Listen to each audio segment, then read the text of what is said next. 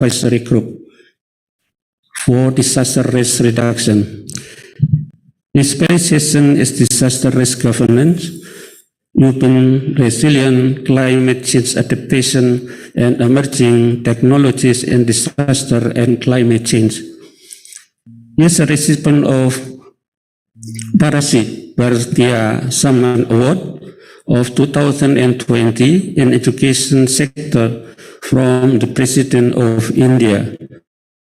He also received United Nations Sasakawa Award for Disaster Risk Reduction as a lifetime achievement and for his contribution to global disaster resilience initiative. Professor Rajiv Saud, you have about 25 minutes for your presentation, and now time is yours.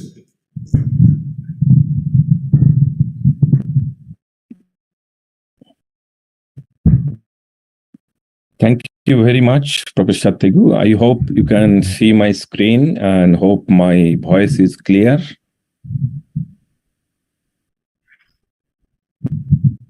It's not ready yet. Okay, so thank you very much. I also enjoyed Professor Kyono's presentation, whom I know for many years. And but this particular presentation would be not that technical, but it is more on different governance, technology, and social issues related to this earthquake risk management. I purposefully put this word called repositioning earthquake risk management. When we started, at least I started my career in earthquake-related work 25 years back, lots of things have changed. Overall risk landscape has changed. So I'd like to focus some of these particular issues and try to put a few context at the end that where possibly we should be bringing this earthquake risk management. All of us know that currently the Sendai framework for disaster risk reduction, which was adopted in 2015 in Sendai in Japan. But if you look at a little bit on the context of the global risk reduction, it was actually initiated from this World Conference on Earthquake Engineering back in 1984, when that time United States National Science Academy's president, Frank Press, he pointed out that we need a decade, like 10 years of United Nations and global engagement for different types of disaster-related issues. But it was interesting, if you look at here, he talked about a decade of hazard reduction. This is the exact word he used, hazard reduction. But we all understand now that we don't reduce possibly the hazard. We reduce vulnerability, we reduce exposure, we reduce risk, and we enhance resilience. So I think from 30 years, I think our whole approach or concept of disaster management has changed quite strongly. And because of that particular earthquake engineering's in 1984 resolution, then United Nations started the IDNDR, which was the International Decade. That was the first global decade back in 1990. And then ISDR, International Strategy, and currently UNDRR, which is the United Nations Office for Risk Reduction. And science technology has always been a very strong part of this whole process. I am currently chairing the Asia Pacific Science Technology Advisory Group, which covers all the Asia Pacific countries. Earlier, I was also the Global STAG, which is the Global Science Technology Advisory Group. And our role is more not to generate new science, but to advocate for science-based decision-making. So it is more like science and policy linkage, science governance linkage, and the most important is the science and action linkage. 1995, many of you know the Kobe earthquake, or what we call the Hanshi Nawaji earthquake. There have been like this particular earthquake possibly changed not only just the earthquake risk reduction perspective, but also the global disaster risk reduction perspective. We started talking about the multidisciplinary and multi-stakeholder approach in Japan, outside Japan. We started talking about self-help, mutual help, and public help. We know that the government will possibly make the building code. Government will possibly make some sort of policy, but it is possibly our responsibility to enhance that building code, or even it is our responsibility collectively in the community to make preparedness for an earthquake or any other type of hazard. We also understood that the risk communication became very, very important. In Kobe, one of the key issues after the earthquake was this community radio. I know that in Indonesia, community radio is quite popular. After Aceh tsunami, after Yogyakarta earthquake, community radio plays a very, very important role. In Japan, after the East Japan earthquake and tsunami in 2011, we also saw that all the local government, they actually started, we call the emergency radio, and then some of the emergency radio was turned into the community radio. So important thing is the local risk communication, local risk information.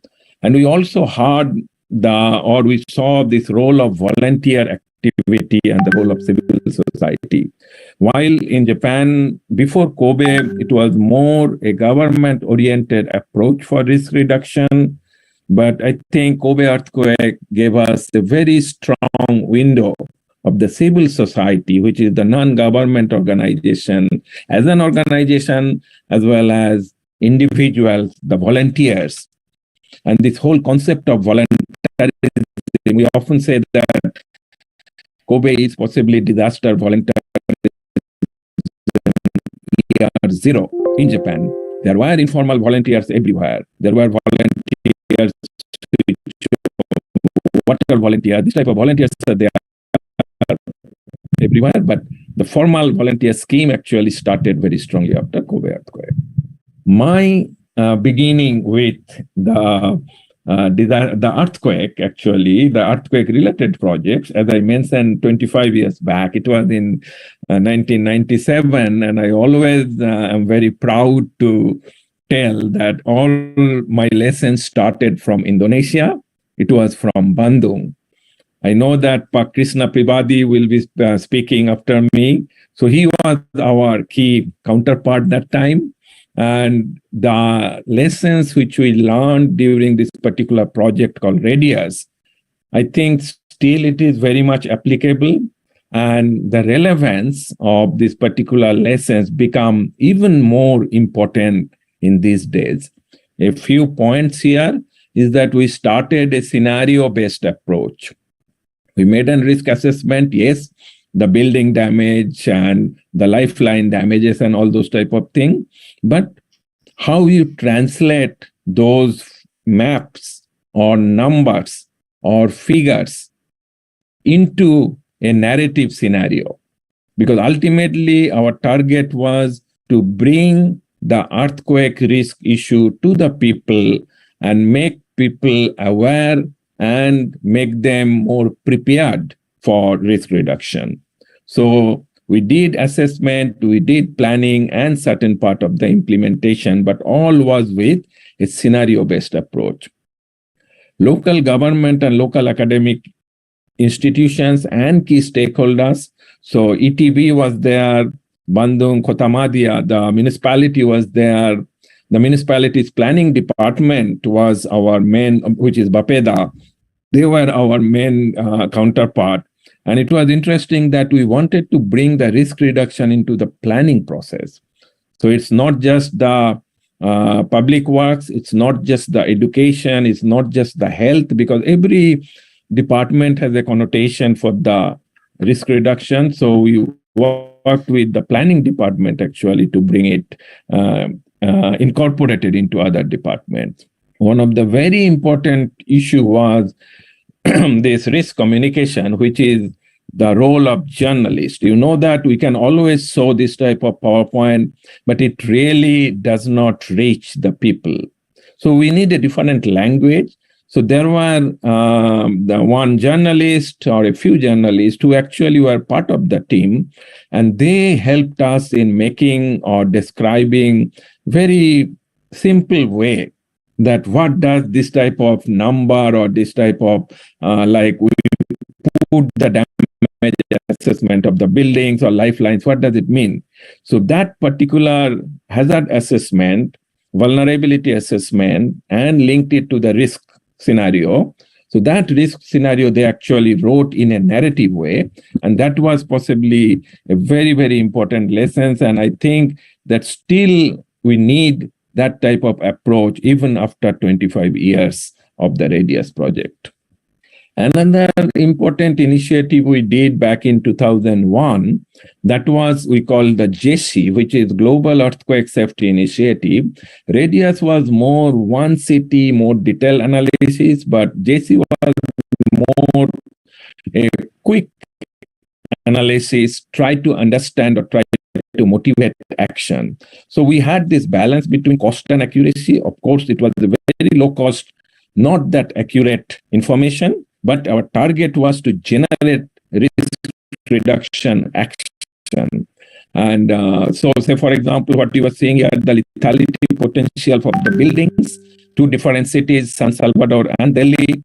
And San Salvador, one of the major risks, the risk equally comes from the building collapse, landslide, then emergency response problems and medical care problems. But if you see in Delhi, most of the lethality or the casualty in the scenario talks about the building collapse is one of the major challenge, and then the fire.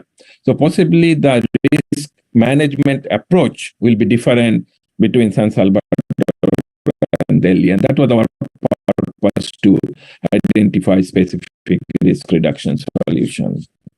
From preparedness analysis, we also did some work in the recovery process. This is one of the major work we did after an Indian earthquake in 2001. And there we started giving confidence to the people, not on the building material, but the building technology. The rural housing, we intentionally chose the rural housing, 4 or 5 types. One is the adobe, which is the mud, then the bricks, then the stone, and the concrete blocks. And then we made the second table experiment, try to give the confidence. One was the conventional construction, another one retrofitted construction, and try to give them some confidence that why this building collapsed and why it did not collapse, and bring that process into the recovery. So this owner-driven recovery was very, very important into this whole process. But after doing all these different work, this is an analysis of school children in Japan, school goers, mostly the high school children actually. So the age group is 15 to 18. We try to do a survey about what hinders from the preparedness to action. We know that in most of the cases in Japan, if you go to the school, yes, there are earthquake drills. The students, the people, their parents, the teachers, they have awareness about the earthquake risk. But the point is to turn the risk into risk reduction action. There is a major gap. So which type of education actually helped? So what we found is that, yes, school education is important, but which gives a risk knowledge. But I think this community and family education, that plays the most critical role for any specific action which needs to be taken. Now the question comes that how we enhance family education, how we enhance the community education. It's easy to say family, it's easy to say community, but in an urban area, people are all very busy in their own lifestyle. How do you do community education? So we went a little bit deeper to develop what we call this 1, 2, 3 of disaster education. 1, 2, 3. One is like, you know, that when you talk about the disaster education, especially for earthquake, it is very much for the drill, that we have an earthquake drill evacuation. And this is very common in Japan in most of the school. But what do you do between one drill and again the next drill, which possibly will be done in the next year? We need some educational process, some new innovations which can be all year through, because earthquake is not a seasonal disaster. It can happen anytime. So how we actually continuously do some disaster education, that is 1 year, 2 are 2 different stage, and 3 is for 3 different hazard with focus, typhoon, earthquake, and flood. And we had this particular tree we call the KIDA, K-I-D-A, knowledge, K for knowledge, I for interest, D for desire, and A for action. Our target was to bring the students, the family, the community to make action, but action does not happen instantly. So we had, after lots of research, it was actually accumulated of maybe 4 or 5 years of very intensive research on disaster education in different parts of Asia, including Japan and many other Asian countries, including Indonesia. And we found a few specific activities which gives you knowledge, a few specific activity which gives you interest, then it generates a desire for you to learn more, and then bringing them to action. So this was a model which we developed. So those are the work which we are doing for earthquake risk reduction. Now let me give you a few contexts that how this whole concept of global risk is changing very, very rapidly over a period of time. This is a report every year. The World Economic Forum in Davos in Switzerland, they published every year in January. It's called the Global Risk Outlook. 2020 means the analysis of the previous year. So if you see, maybe a little bit difficult for people to see on screen, that there are 2 specific type of risk. One is the top 5 in terms of likelihood, the top one, and lower one is the impact. The color coding is blue is the economic risk, and the green ones are the environmental risk, and then orange are the geopolitical, social, and technological. What you are seeing here, that in the recent past, in last possibly 5-6 years, this green boxes has increased. So whether it is disaster, climate change, extreme event, biodiversity losses, both in terms of likelihood and impacts have increased. But remember that this is the World Economic Forum report. Their main target initially was these blue ones, which are the economic risk. So what I'm trying to point out here, that our risk landscapes are becoming more complex, and we need to think about all different types of risk together. Excuse me? Yes? Your time is 3 minutes left. 3 minutes, okay. Set up your presentation. Sure. So in that case, let me just try to summarize it more. So this is the global risk landscape part. Then this compound and cascading risk, which is like earlier we had possibly one specific hazard, but what we have seen last year, that we had a long term of this corona, COVID-19. Within that, an earthquake happens.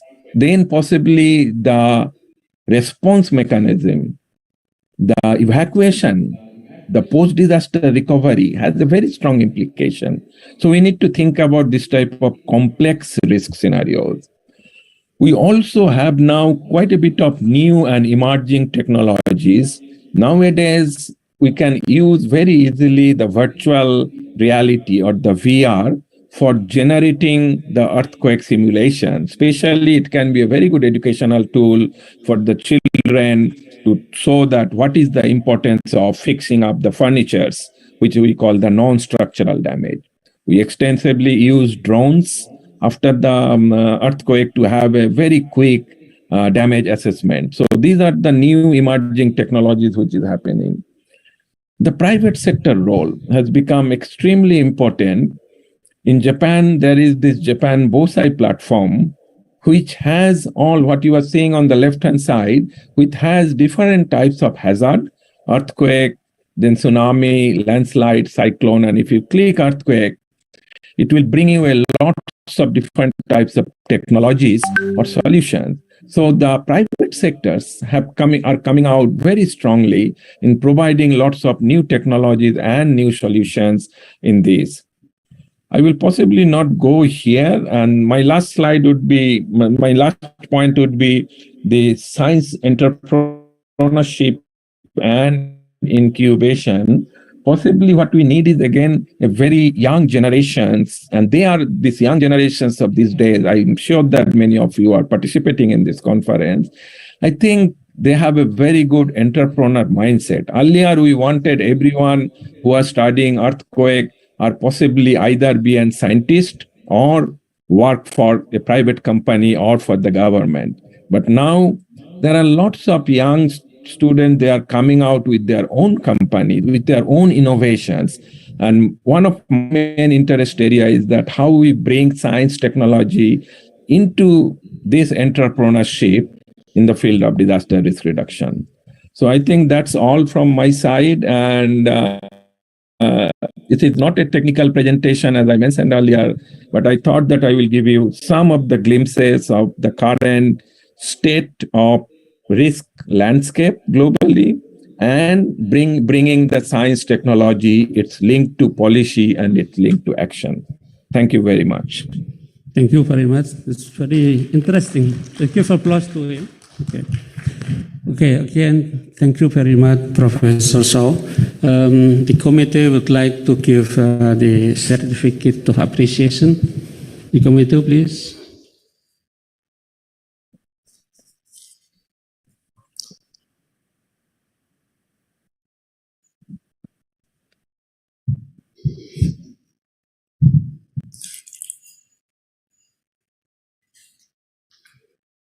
The committee, please, the certificate of appreciation. Okay, yeah. Thank you again very much for Professor Shaw. And please give one more applause to him. Thank you very much. Okay, next session, the third one will be presented for, I think, Professor Krishna. Professor Krishna Pribhati is now here, Professor Krishna, and please welcome him from here.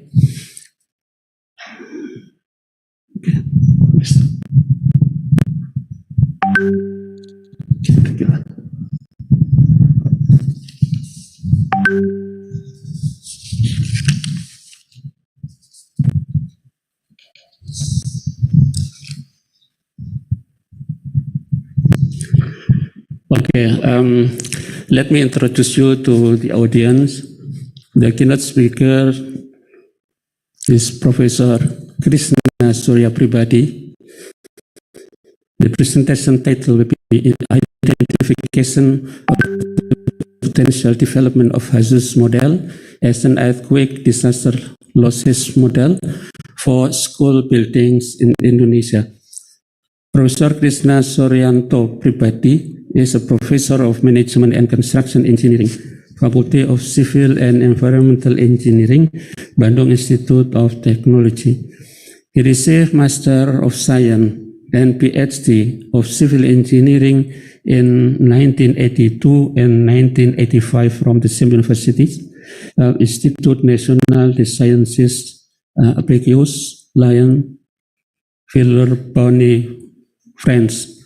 Professor Krishna Pribhati is a researcher at the Center for Disaster Mitigation Research, ITP, and his research projects such as root causes analysis of incident and accident infrastructure development project in Indonesia, impact of implementation of occupational health and safety management system, and on increasing competitiveness of construction companies.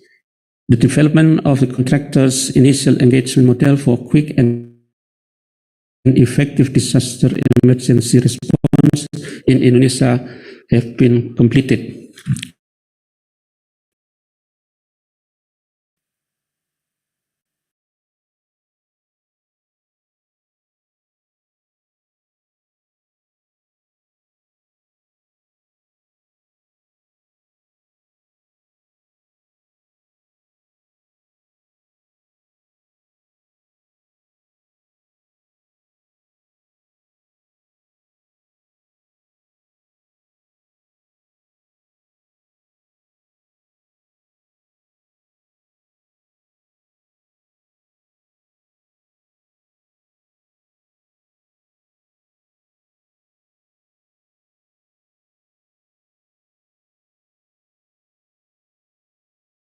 Professor Rajib Show, Rajib Sensei, how are you?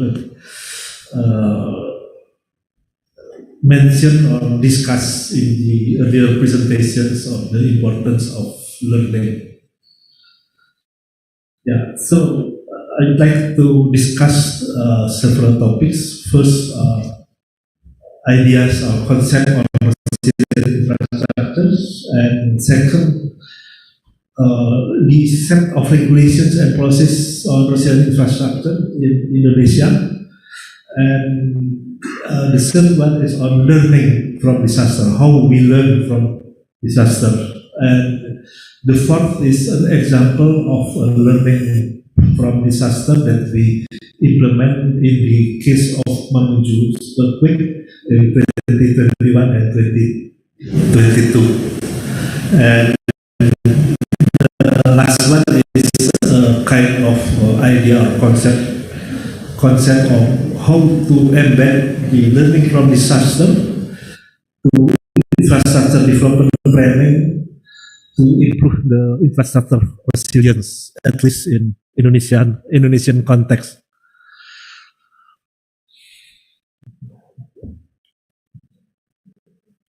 Next, please. Yeah. So first one is on resilient infrastructure.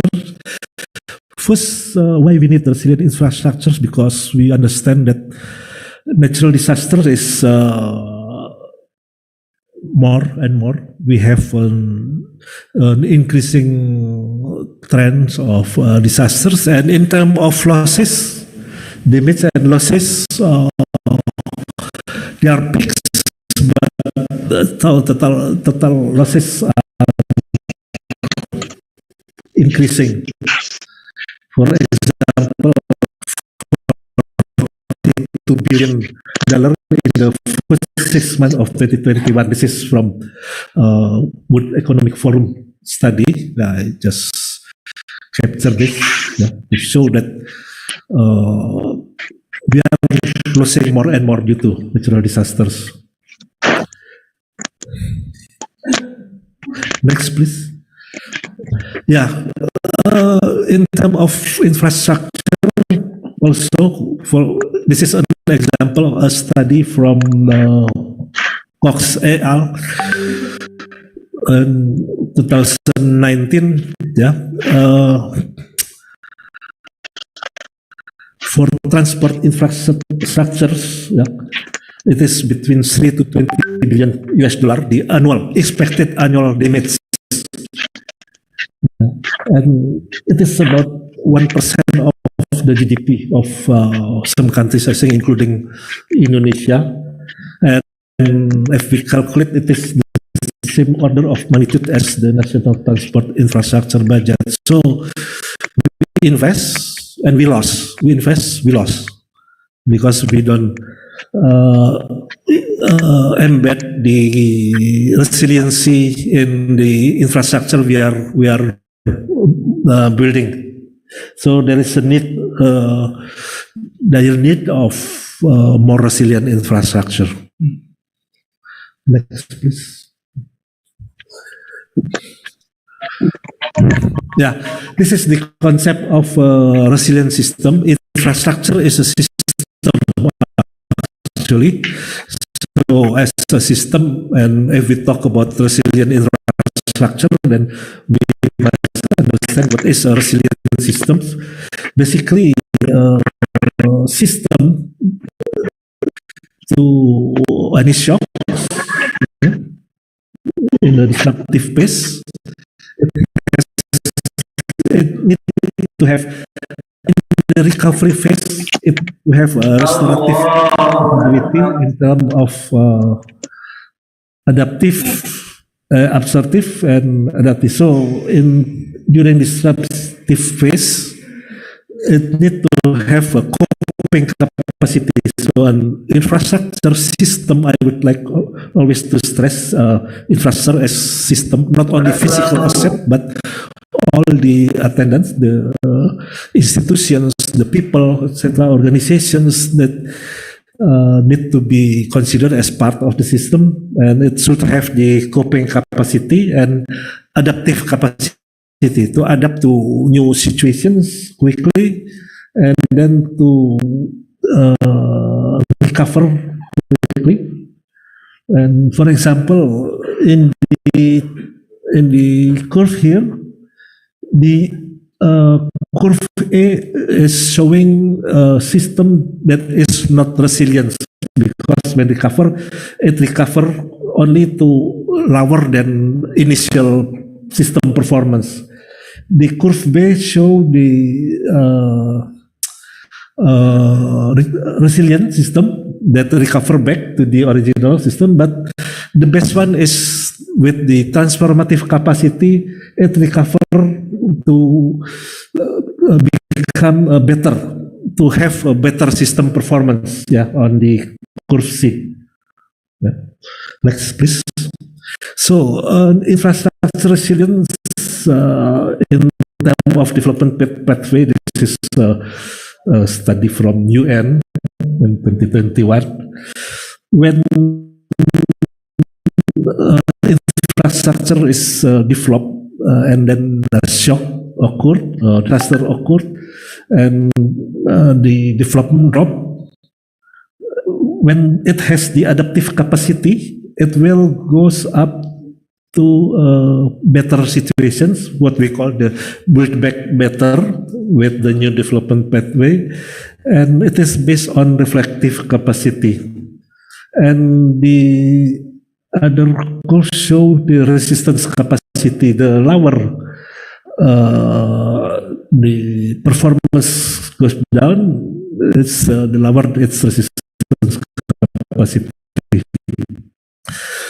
So what I would like to talk later on is in this presentation is on the reflective capacity, because learning is part of the learning of the reflective capacity of resilient system, or in this case the infrastructure resilience.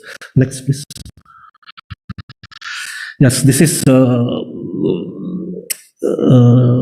if we look at the resilience of infrastructure, we must see infrastructure as a system. So it's a system-wide approach. We have the resilience of infrastructure assets, the resilience of infrastructure services, and also the users must also be resilient. So for example, when a network or root network collapse, user should be able to find ways to contour the disruptions, and this is we call users resilience. Next, please. Yeah, so infrastructure system approach for enhanced resilience should consider three elements here: the assets itself, the physical component of the system, primary facilities, and link between the system. So because infrastructure is a system, for example, a hospital is connected to the road access, is connected to the service by water supply and electricity. When an earthquake occurs, still intact, provided by the water supply company is disrupted, then the function of the hospital will be also disrupted. So we need to understand also the link between the infrastructure, is in particular if we have critical infrastructures. We have the knowledge that is embedded between human resource, which is required to analyze, plan, create, operate, and maintain the physical assets. They have to be to perform for the enhanced resilience. And the third one is the institutions, organizations, or agencies. And we understand that infrastructure is public good, infrastructure is public service. So in many institutions involve public agencies. Although we have the PPP now involving agents, and then should work together to manage the synergies with different sectors. Next, please. Next is just a review of the existing regulation and policies on resilient infrastructure in actually, this is a study, a research preparing this presentations also. He is studying whether the regulations policy in Indonesia is already catering into the need of the resilient infrastructure and whether those policies are implemented to produce really resilient infrastructure. And our first finding is that it is actually still far away from this. Yeah. Next, please. These are the various laws related to public infrastructures, buildings, and focusing on mitigations, on disaster resilient infrastructures. I think this is interesting. The coordinating Ministry for Maritime Affairs and Investment and coordinating Ministry of Economy start to be resilient system, resilient infrastructure in bahasa tangguhan. So they start to be interested in regulations, yeah, to promote the system, to improve the